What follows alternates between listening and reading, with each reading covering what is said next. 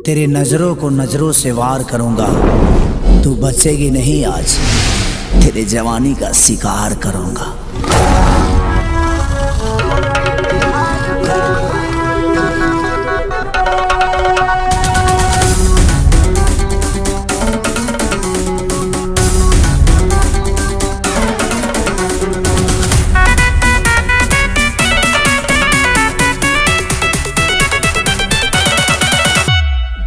मेरी नजर से जो नजरें मिलाएगा, बिना फायर किए घायल हो जाएगा। समझा?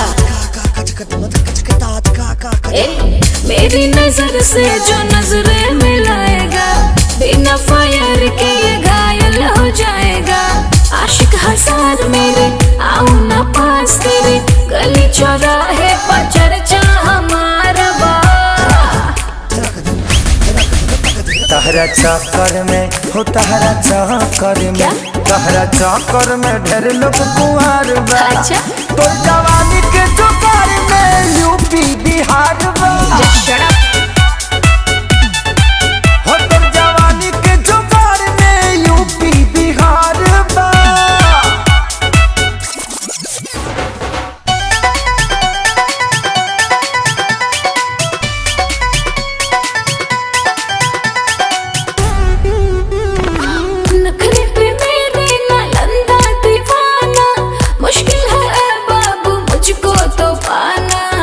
समझे?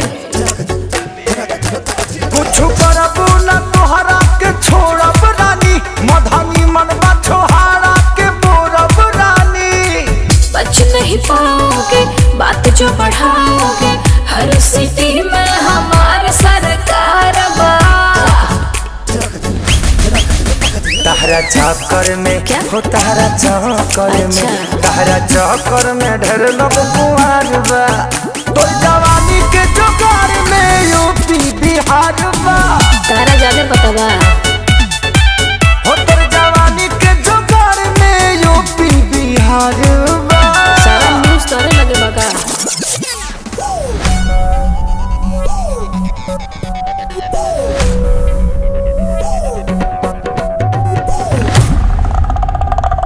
मेरी अदा पे फिदा मत होना, नहीं तो बाद में पड़ेगा बाबू रोना। अच्छा, क्या समझा? हमरा कुछ के दम नाही बाए सोना, तुमके सारी पवन के कभी मत होना। जाओ जी जाओ ना, गुस्सा बढ़ाओ ना, तोहरा से मुहुआ लड़ावल बेकार बा। सुना, तहरा चक्कर में हो, तहरा चक्कर में, तहरा चक्कर में ढेर लोग कुंवार बा। तो जवानी के जुगाड़ में यूपी बिहार बा।